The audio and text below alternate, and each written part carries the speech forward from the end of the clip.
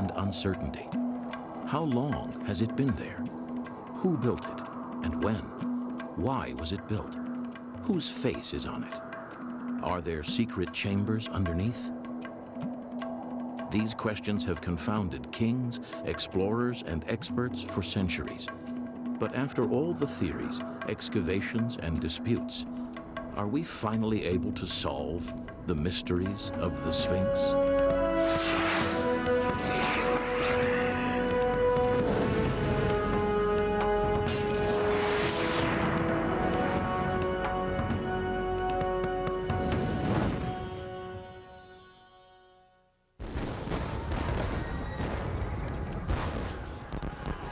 July 1798, Napoleon invaded Egypt.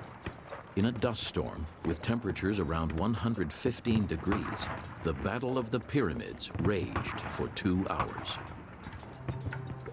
Shortly after achieving one of his greatest victories, Napoleon came across something unexpected, a bizarre object few Europeans had ever seen. The 29-year-old conqueror was in awe of the colossal head protruding from the sand. What is it? What does it represent? He had to know more about this bruised and battered creation and the culture that made it. Napoleon came with a whole team, not only a military expedition, which was the main purpose of his visit, but he came with a whole team of surveyors, engineers, scholars, and artists.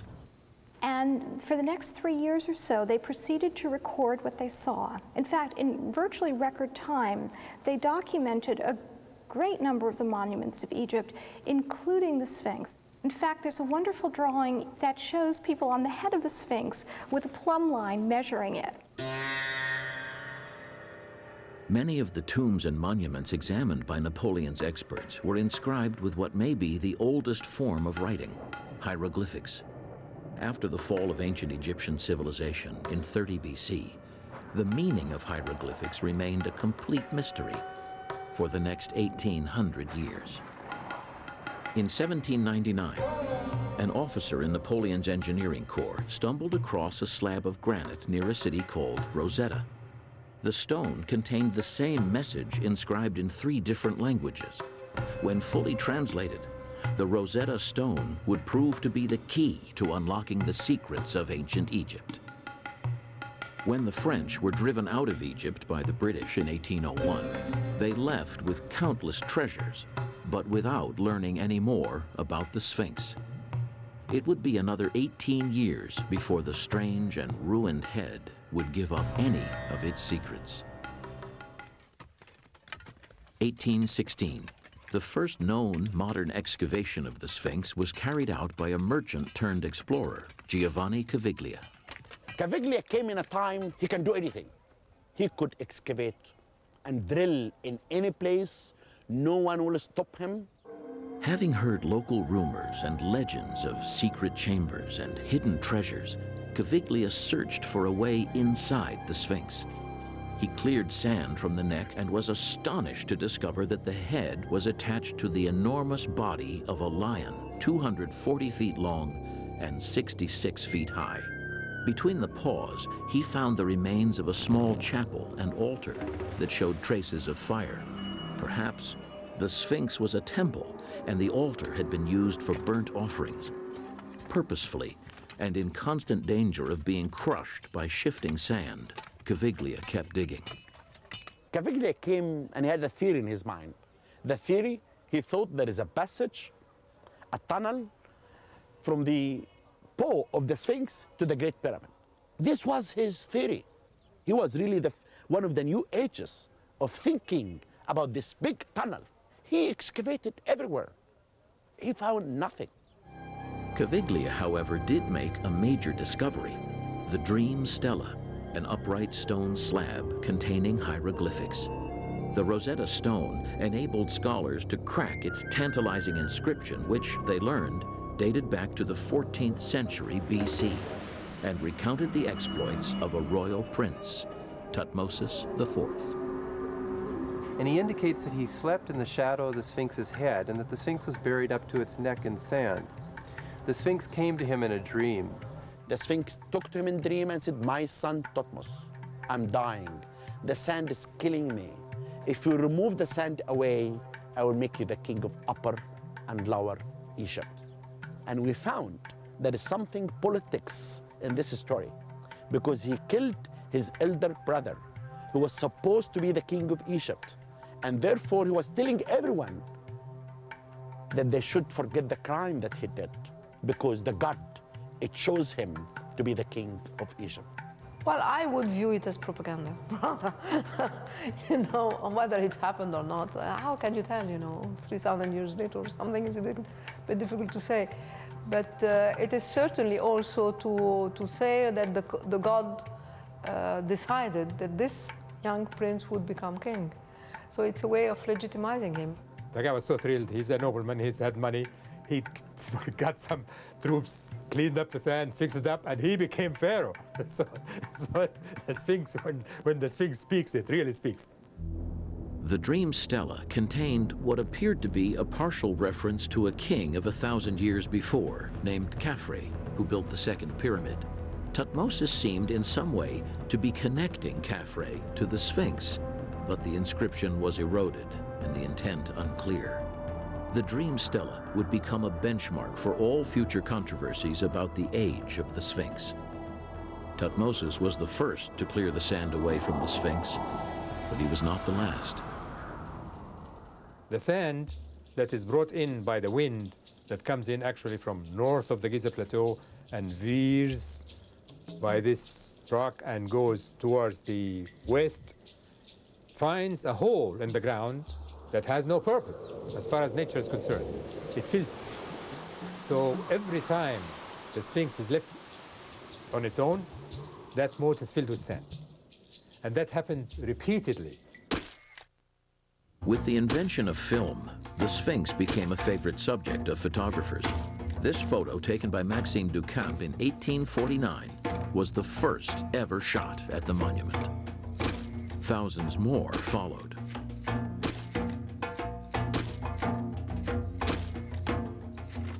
The first moving pictures of the Sphinx, rarely seen, were made in 1902 by the pioneering French filmmakers, the Lumiere brothers. Mostly, the Sphinx was treated as a curiosity and photo opportunity, not as the subject for serious scientific study. Until 1922, when a startling discovery brought international obsession with Egyptian antiquities to an all-time high. An English archaeological expedition headed by a man named Howard Carter sought to uncover the tomb of an ancient Egyptian pharaoh, King Tutankhamun. The world had been given a glimpse of its earliest civilization. The tomb's priceless objects added their story to the jigsaw puzzle of antiquity's mysteries. Interest in the mysteries of the Sphinx was also revived. In 1925, engineer Émile Béret supervised the first full clearing of sand from the monument. He also undertook a highly controversial series of repairs. Béret started this excavation for the Egyptian Antiquities Service, and he did also the restoration of the Nemes cloth of the Sphinx, a restoration which would be today very dubious.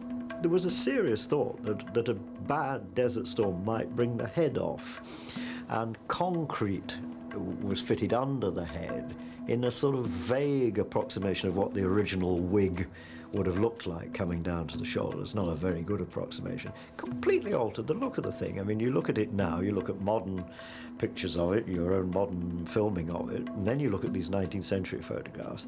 It's almost a different thing. Its character was changed terrifically by those restorations, which I believe, and some Egyptologists believe, should now be removed. We should get it back to looking like it did throughout most of its history. One of the more unusual looks of the Sphinx appeared during World War II. For the first time, men actually covered the Sphinx in sand, erecting a beard of sandbags to protect the monument from Nazi bombs. Ever since Napoleon first set eyes on the Sphinx, modern man has struggled to solve its mysteries. No written history of the monument has been discovered. No details of its creation seem to have been inscribed in stone or on papyrus. Who made it and when? For what purpose? The answer to these compelling questions can only be revealed by moving forward into the past. Mazda's 0% event just got even bigger. Sphinx is a gigantic stone sculpture cut from limestone bedrock. It rests in a moat-like enclosure, quarried out, most experts believe, for blocks to build the pyramids and nearby temples.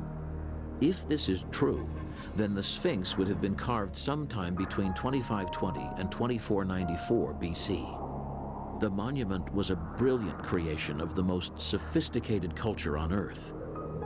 But just how did that culture become so advanced? It is but one more mystery enveloping the Sphinx. It was fashionable at one point to say Egyptian culture sprang from nowhere, or there was a foreign invasion that brought new ideas to Egypt.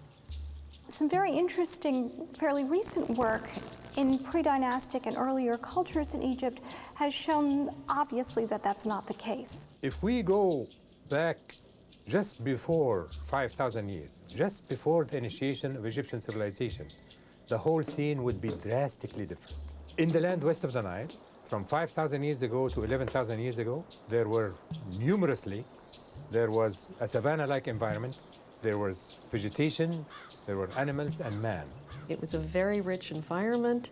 There were fish in the river to be fished. There were game that were attracted to the waters of the Nile. They really had developed a very advanced river technology that does not translate into civilization. Therefore, something must have happened 5,000 years ago to ignite civilization. A massive drought hit western Egypt in the 4th millennium BC. The lakes dried up, the rivers disappeared, and there was no longer grass for animals.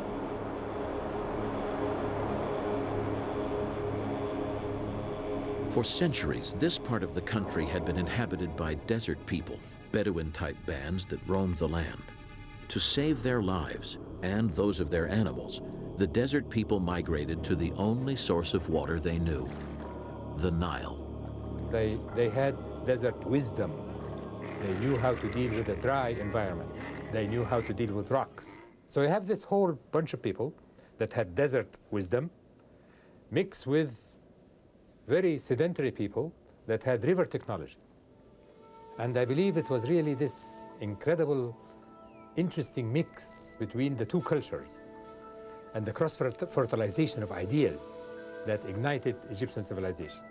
This is when we begin to see evidence of more complex societies. Burials become more complex about the middle of the 4th millennium BC, and at the end of the 4th millennium BC, there were certainly rulers over large territories, and finally a king that emerged. Upper and Lower Egypt were united by King Menes around 3000 BC. Under his rule, Egypt experienced an astonishing rate of social and political growth. A mere 500 years later, by the reign of King Khufu, the Egyptians had developed the knowledge and skills to embark on an extraordinary project, building one of the 7 wonders of the world. This was a time of experimentation, a time of bombacity. The culture had found itself and was expressing itself in huge megalithic projects, foremost the pyramids. If we leave it up to Hollywood, we think that the pyramids were built by a tyrant who enslaved his people and had them cut the rocks under the threat of the whip. There were surely no slaves connected with the building. We know, on the contrary, we know that this was a very specialized force we would call it pioneer force. The plain fact is that here was Egypt with a large and highly organized workforce, organized in the first place for agricultural reasons. it was just as well to find something for them to do in the slacker period of the year. You know, political stability probably depended on it. If I am king, I would say, okay, we collect taxes from these people all through the year. I'm going to get them to work on a project during this dead month. I don't think it was an administrative project in the sense of, you know, a WPA project or a wage labor project like the Hoover Dam. I think it was more a turning out of the natural communities of the Nile Valley. They didn't have a choice, but it was considered the obligatory thing to do for the father who ruled you all, which was the pharaoh, to contribute to these massive projects here at Giza. And therefore, in creating the Great Pyramid, Khufu may have also built Egypt as one unbroken nation. It took 23 years for Khufu to construct the Great Pyramid. Some experts suggest that during this time, he also built the Sphinx. But was it really Khufu or one of his successors? 4 kings reigned during the 4th dynasty: Khufu, Jedefre, Khafre, and Menkaure. Which king put his face on the Sphinx? Most people believe that Khafre, the king who built the second pyramid, also carved the Sphinx. The Sphinx is carved from a rock within the quarries of Khufu. Do I think it's possible that Khufu made the Sphinx? It's possible, but I think it has a lower probability than that Khafre made the Sphinx. Now we are completely convinced that this is Khufu who has built it, because when you see it in the evening, the light on the face, you see this is the face of Khufu. The Egyptians will never write a paper and say the Sphinx built by Khafra and give you a proof that's really built by Khafra. They will never do that. But we, as archaeologists, working in the field, excavating for the last 30 years around the pyramids, we write in books and articles the proof that the Sphinx is dated to Dynasty 4. One day, I hope, when there are further examinations around the Sphinx, one would discover something like a foundation deposit or offerings given to the Sphinx with the name of the one who has carved the Sphinx. Egyptologists are on more treacherous footing when it comes to determining its original purpose, which has proven to be as tantalizingly elusive as a desert breeze. What was the Sphinx? A representation of the sun god? An object of cult worship? The powerful guardian of the Giza necropolis? In the absence of any Old Kingdom texts, there can be no certainty as to its true purpose. However, a key clue is that the Sphinx faces due east into the rising sun. A Sphinx is the statue of a divinity, and a divinity related to the sun god. Sphinxes are related to the sun god. When the king died, he became the sun god. Therefore, I believe that Khufu is the first king in ancient Egypt that he made a religious revolution. Khufu was the first king in ancient Egypt to say in his lifetime, I'm the sun god. I am Ra. Khufu was the culmination of the royal divinity. And therefore, I believe that the only one who followed him is his son, Khafra, the builder of the second pyramid at Giza. Then Khafra actually made this statue for himself, to worship with his two paws his father. Many Egyptologists believe that the Sphinx was designed to play a specific role within the Giza complex. But was its inclusion planned from the start?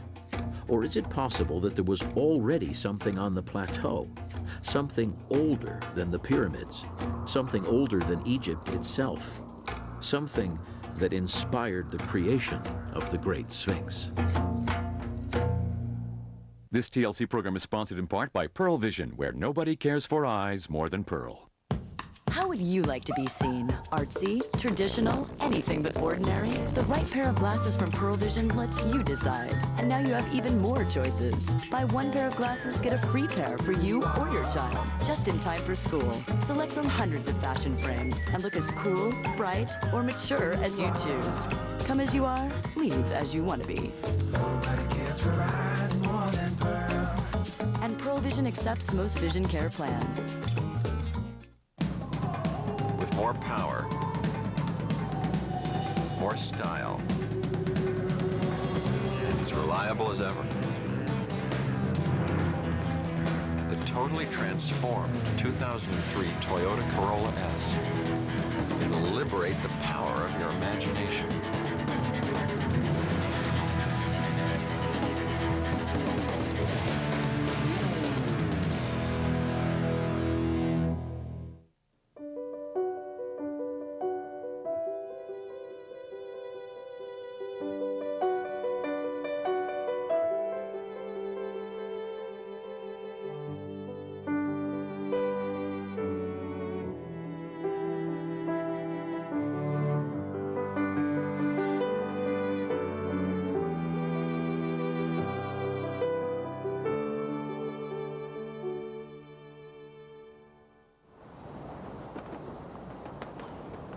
Living with rheumatoid arthritis hasn't been easy, but now there's hope. Treatments that offer more than just relief from the pain and stiffness, that can stop rheumatoid arthritis from getting worse and give you a whole new outlook on life. So go where your heart's been all along. Call this number and talk to your rheumatologist today.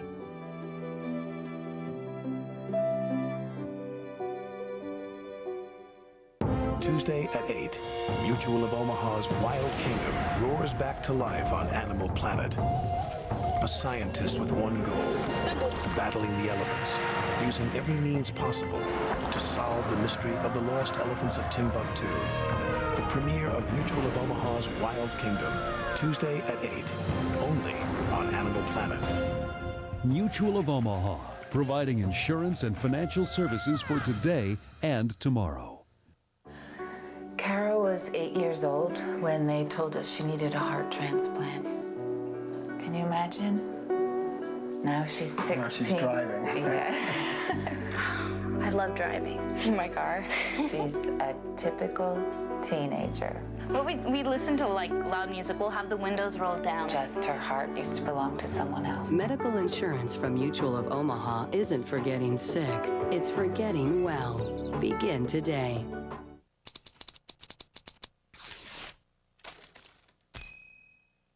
On the next all-new Junkyard Wars, it's a junkyard splatterfest. As the teams battle to outrun and outgun each other in paintball tanks, the Bronx Bravest and the Brooklyn Benders duke it out in a scraptacular Subway series.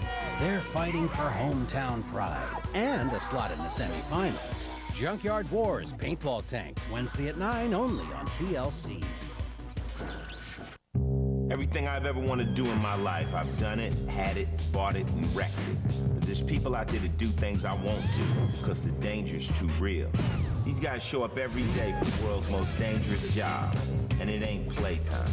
500,000 volts, 1,800 degrees, 230 miles an hour. And that's their 9 to 5. It's TLC's Beyond Tough, baby. Wednesday at 10 on TLC. Don't try this at home. When the 4th Dynasty kings came to Giza around 2500 BC to build their pyramids and funereal complexes, they found a limestone escarpment to the east. There, workers quarried out limestone blocks to construct the new buildings, leaving behind a pit with a large lump of uncut rock in the center. Many experts believe the Sphinx started life as this rocky remnant, that the shape of the leftover stone suggested monumental possibilities. In the desert west of the Nile, there are many, many of these wind-scarved features, which we call in geology yardangs, from a Turkic word meaning steep bank. One of them, near the Farafra oasis in Egypt, was a dead ringer to the Sphinx. when I saw this one and photographed it, I knew that I am ready now to speak my theory and write it up. And the theory is that in the eastern part of the Giza Plateau, there are all kinds of hillocks that have been shaped first by water erosion, then by wind erosion. And the water erosion makes gullies and makes these hillocks stick out from the ground. Then the wind comes to reshape these.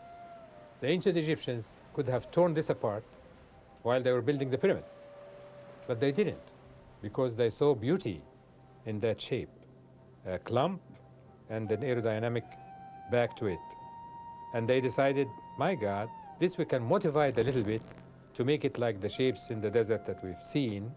They just embellished it, let's put it this way. They just shaped what was already there into what they wanted. In the absence of definitive evidence, we may never know exactly how the idea for the Sphinx originated. What is definitely known is that the monument is heavily eroded and decaying, the body more so than the head. Many explanations have been put forth, but the truth may lie in the rock itself. The Sphinx was quarried right out of the living rock. Like Mount Rushmore in South Dakota, actually, although there it's at the top of a big mountain in granite. Here it's limestone. The Sphinx is carved of different members of limestone, different layers of limestone, and some of those limestone layers weather much better than others. It's also clear that they knew the layering in the rock already, and they knew that the head layer, I believe, was a very good building stone. And that's why you see detail on the head so well preserved. We call it member 3. You see the eyebrows and the eyes and sculpture that's original, I believe, to the 4th dynasty. And then you have member 2, which is the body ravaged by weathering. It's a series of layers that go hard, soft, but in general, the layers of the body are quite soft, and they flake. The bottom layer, member 1, is a good crystalline, hard limestone, rather brittle, because 50 million years ago, it was a coral and then a shoal reef underneath this seafloor. And what they carved out of the limestone layers was an amazing creature like none other, a half man, half lion. The ancient Egyptians were fascinated by the idea of mixing species, and this was displayed in their art. The Egyptians were fond of making their own combinations of things.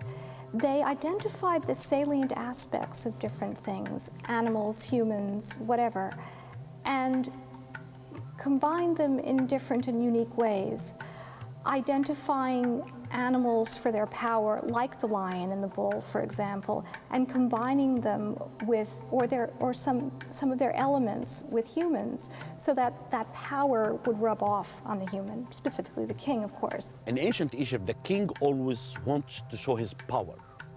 He wants to defeat his enemies. And as always, you can look throughout the Egyptian history, that the king always hit his enemies with his feet in the shape of a lion, because the lion body is a shape of power. And it was that all-powerful element, that fearsome aspect, that the Egyptians deified and combined with their monarch. You know, in Arabic, the Sphinx is called Abul Hawl, meaning father of terror. Father, not in the sense of his fathering terror, but in Arabic, when you say Abul Hawl, that is to say that he is impressing. He conveys terror. Today, the Sphinx is mutilated and weather-beaten. No one knows exactly what it looked like when it was new. But experts have speculated that its headdress was full, with flaps curling over the shoulders. A spitting cobra, a divinity protecting whoever wore it, graced its forehead. A long, sloping divine beard, a symbol of the god-king, adorned its chin. As the finishing touch, the creator of the Sphinx may have added something surprising to the raw limestone. Based on my studies of the Sphinx, it looks like it has been painted, maybe more than once at various times. The Sphinx was a sculpture. And Egyptian sculpture, Egyptian stone sculpture, particularly sculpture made out of soft stone, was always painted. The skin, the face would have mostly been in red. Elements like the beard, the eyebrows, would have been in blue. There were traces of red paint along his eyes and eyebrows, cosmetic lines beautifully outlining the eyes and continuing up to the temples. And the yellow probably could very well have been the bands on the headdress, so that you had blue, yellow, like the lapis lazuli and the gold in Tutankhamun's golden mask. The Sphinx started to deteriorate almost as soon as the workmen departed. There were at least 3 major restorations of the Sphinx over the next 1,000 years. The appearance of the Sphinx changed further when both the divine beard and spitting cobra fell off, possibly during the New Kingdom between 1550 and 1070 BC. Fragments of each were discovered centuries later and can be seen today in the Cairo Museum and British Museum in London. For nearly 5,000 years, the Sphinx has remained perched on the Giza Plateau, testimony to the fine craftsmanship of the men that carved it. Surprisingly, in spite of all the work and attention lavished on the monument, it is likely that it was never finished. There's a shelf at the rump of the Sphinx, unfinished. This is a common Egyptian thing. The lower chamber in the Great Pyramid is unfinished. The vast complex of King Djoser at Saqqara, that's unfinished. I think this was part of that rolling project thing, you know, of public works. You laboured during a king's lifetime on monuments associated with him. When he died, his successor did a hasty sort of tidy-up job, brought that to a conclusion and said, move the workforce, we'll start on the next part of this ever-ongoing project. Well, it could be that the Sphinx and its temple never got cranked up with a living cult during the time that the Sphinx was made. From hundreds, if not thousands of tombs at Giza, we have whole lists of titles, including priests and priestesses of the gods and goddesses of the time. There's nothing we can recognize as referring to the Sphinx. Now that may ring bells for the New Agers, but you see, for Egyptologists, it fits with the evidence that the temple never was completed, and so it didn't have an active priesthood. Of all the rumors and speculations swirling about the Sphinx, the most popular concerns the nose, or lack thereof. Who was responsible for depriving the Sphinx of its nose? When did it happen? How did it happen?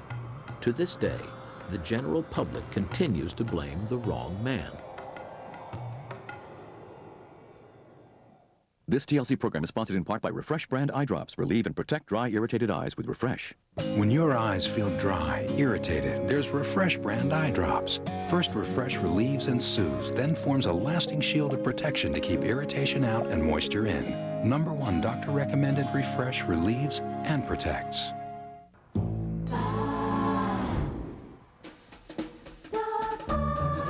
It's end of the day, and your dry clean only clothes show it.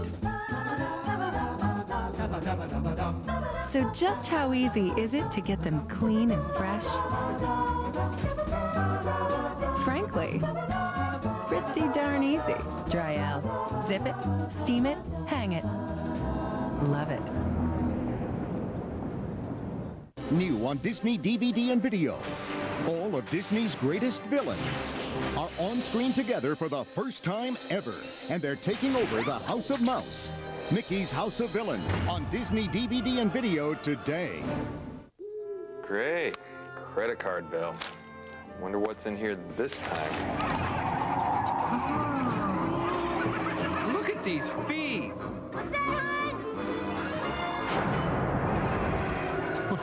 One rate for purchases, a higher rate for cash advances, and those telemarketers. Relax, we switched to Capital One's no hassle card. Huh? Capital One. Get a Capital One no-hassle card. No balance transfer fees, no telemarketing. It's got the nation's lowest long-term fixed rate on everything from purchases to cash advances. Check your mailbox today for Capital One's no-hassle card offer with one low rate and none of the hassle. Honey? You okay? What's in your wallet? Rogers Sportsnet West presents Super Soccer Saturdays. First, kickstart your day with a preview of the English Premier League. Then slide into Game 1, where every week you see two of the top teams in the English Premiership battle it out. Then head over to Soccer Central for all the latest news and scores from around the planet. Then jump back on the pitch for Game 2, where two more top-flight teams from the English Premiership will duke it out. So don't miss Super Soccer Saturdays in Calgary, Shaw 27. Looking at the face of the Sphinx today, one is impressed by the expressiveness of the eyes and its faint, inscrutable smile. The limestone has weathered in such an unusual way that moving even a few feet to one side or the other causes its expression and appearance to change. What one doesn't notice at first, because the Sphinx image has become so iconic, is that the nose is missing. If you will stand in that place where you see the tourist for 1 hour, you will hear at least 10 stories. Everyone has an opinion. Now, this is the Sphinx, the guardian of the sacred enclosure of the second pyramid. And how did the nose get broken? When Napoleon came to Egypt, his artillerymen used it as a target and blowed the nose off with a cannonball. Oh, Napoleon? But I don't think that Napoleon Bonaparte, the man that took with him all kinds of scientists, he took them right along with the officers and soldiers. I don't think they will go around an archaeological feature like that and begin to shoot at it with cannons. Some people will say the barbarians came here and they did knock and cut the Sphinx nose. Others will say no. The Arabs, when they came here, they came right away and they damaged the Sphinx nose. If you look at the face carefully, there's a deep wedge mark right down the top of the nose here, right at the bridge. And there's another deep groove right on the Sphinx's actually left side. And for all the world, it looks to me as though somebody took two big wedges and pounded them in there, and then the nose looks like it was purposefully broken off all at once. A chap named Abdel Latif visited the Sphinx he was a doctor from Baghdad. He was there in about 1200 AD, and he was bowled over by the Sphinx's face. It was in good form when he was there. In the 14th century AD, it's written by the Arab historian called El-Makrizi. He wrote that there was a religious man, a Sufi, and he came here. He found that the people who lives around still look at the Sphinx with sacred and divine. He did not like this as a Sufi, and he came with a metal and he damaged the Sphinx nose to show the people that this is a stone and not a god. Working here at the Sphinx, I thought it would have been a marvelous discovery to find a big hole in the floor and there would be the nose. But that didn't happen, of course, and nobody knows where the nose really went. The Old Kingdom collapsed around 2150 BC, and the Giza Plateau was largely abandoned. Gradually, all knowledge of the monument, its body, purpose, and the name of its creator were lost in the shifting sands of time. The Arabs conquered Egypt in 640 AD and brought with them a newfound interest in the lost wealth of the pharaohs. Stories circulated wildly about secret chambers beneath the Sphinx. Arab adventurers found nothing, but their efforts inspired future generations of treasure hunters, archaeologists, and New Age writers. People who think that there are holes under the Sphinx and treasures under the Sphinx, or not necessarily gold, but important text, papyrus, etc. But a lot of investigation has been done and nothing was really found. When I began to be interested on the Sphinx mystery and magic, I was really looking for secret tunnels in the Sphinx. And I was the one who really wanted to find that out if the New Age are true or we are true as scholars. And this is why I and Mark Lehner did clear 3 tunnels. The first of these tunnels is located between the paws, behind the Dream Stela, and goes less than 15 feet inside the Sphinx.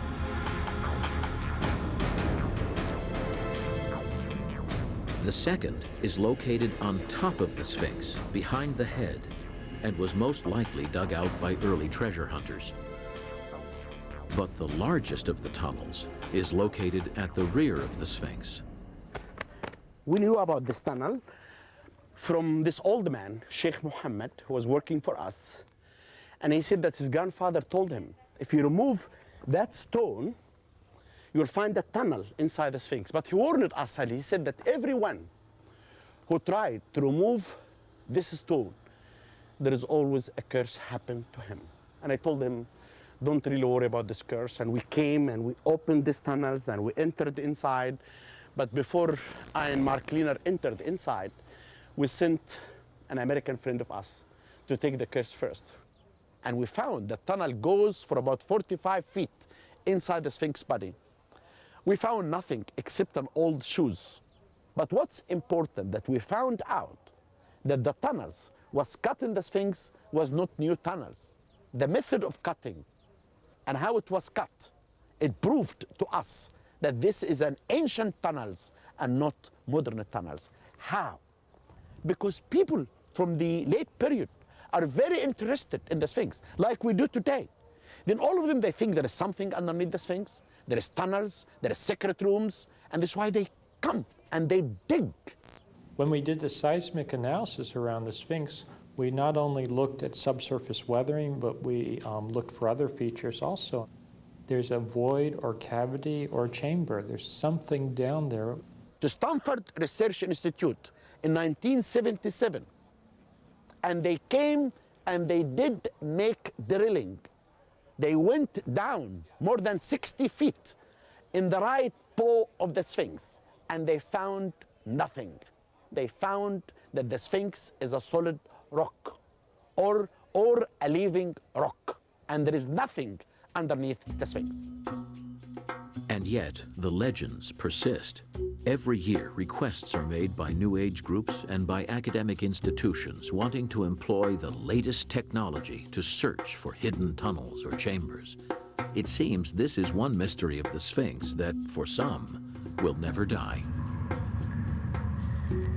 In the early 1990s, a new exploration of the Sphinx challenged every accepted chronology of Egyptian history. Heated debate broke out among experts.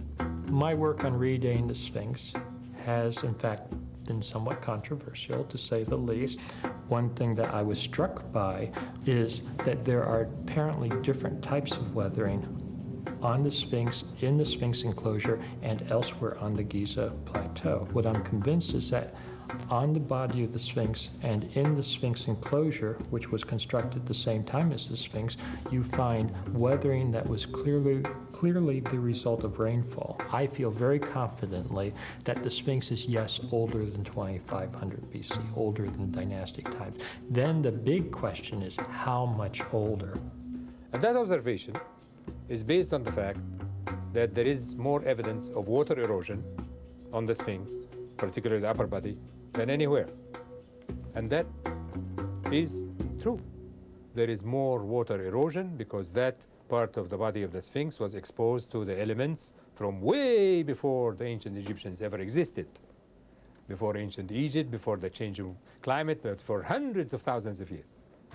These softer layers are more clay-like, and they are so soft, in fact, and this is true of the Sphinx itself before it was covered with restoration. They're so soft that you can literally just crumble the stone with your hands because it's so clay-like. That's what's causing these rounded recesses, not rainwater washing over the side of the Sphinx. On the harder layers, which are kind of belly and rounded-like, you have this flaking that's so severe you can take huge chips the size of giant potato chips, sometimes almost a centimeter in thickness, and it's the salts probably that are pushing these flakes off and crumbling as we speak. You don't need thousands of years of rainwater to make this weathering pattern. It's happening right now in front of our eyes. I can't argue scientifically about the weathering patterns or anything like that, but I can tell you that there was nothing in Egyptian civilization that we know of that would be able to create a monument like that early on. It would simply be in a vacuum, and that makes no sense. The water erosion theory remains a controversial notion.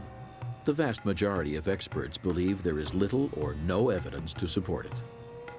If the Sphinx did not emerge from the mist of prehistory, then who did carve it, and when? Recent excavations on the Giza Plateau have uncovered important new evidence about the people who really made the Sphinx. This TLC program is sponsored in part by Count on Dial antibacterial protection to get you clean. Distance to the south of the Sphinx, Mark Lehner and Zahi Hawass made an extraordinary discovery that has helped solve another of its mysteries. This is where we found evidence of the workman camp. And I believe the workmen who worked in the construction of the Sphinx and the pyramids lived actually above this area. They lived in the camp here. They eat their beer and bread, and they take their tools, and they go underneath that bridge, that door, to work from the sunrise to the sunset.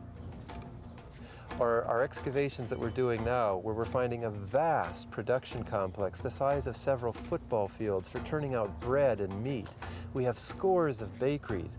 We have collected more than 80,000 pottery shards. In this area, we discovered the mastaba grave.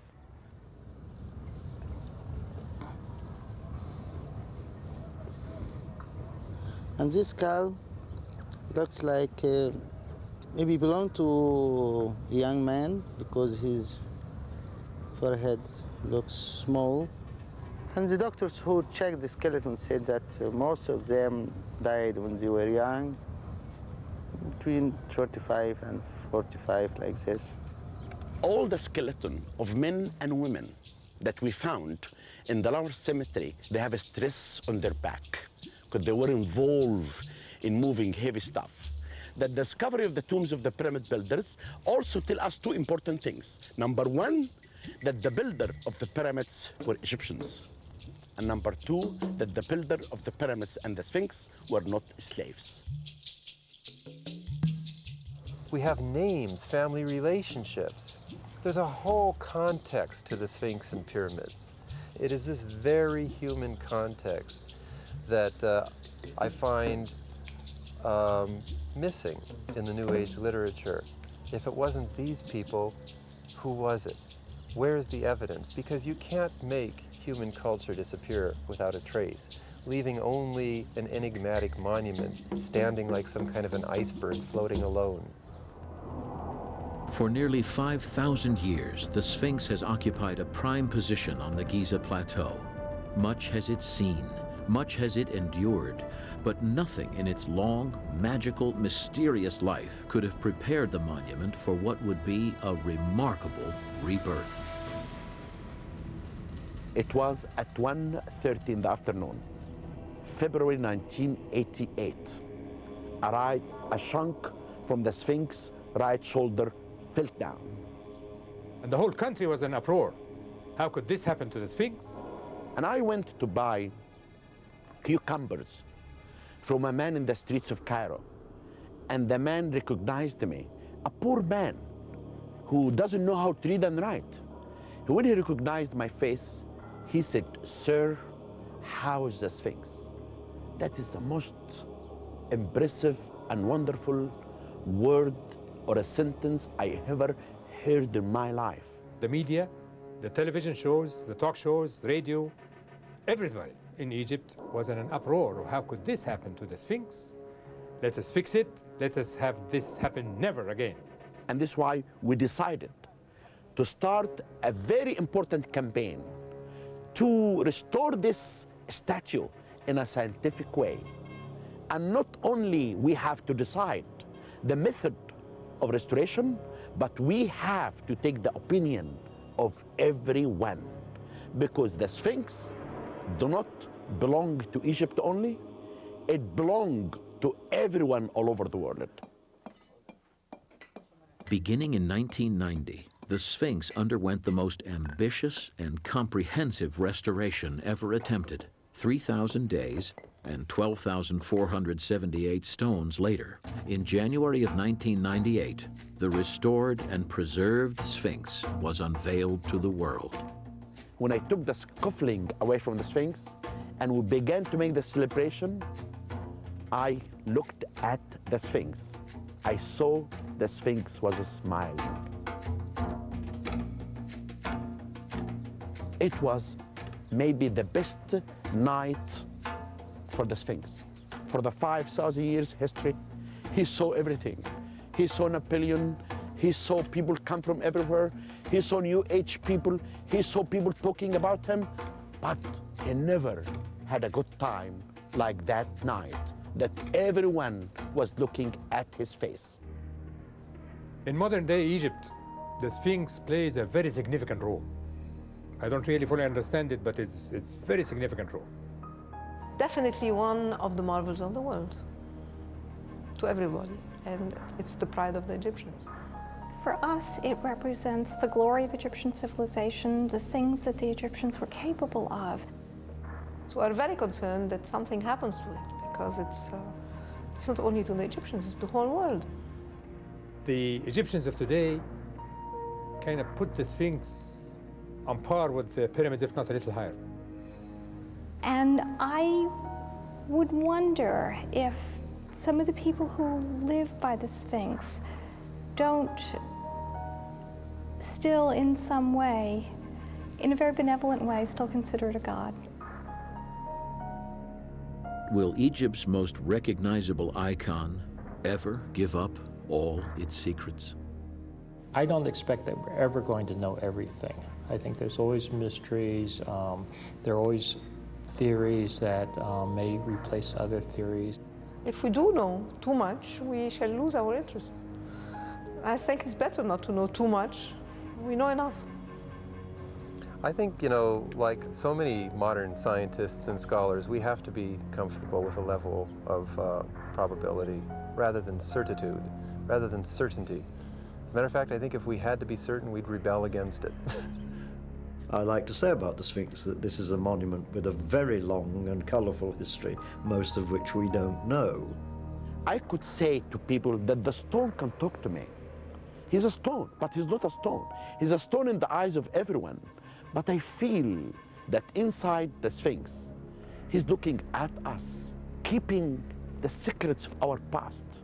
He's really telling us that we should learn from these secrets to understand our future.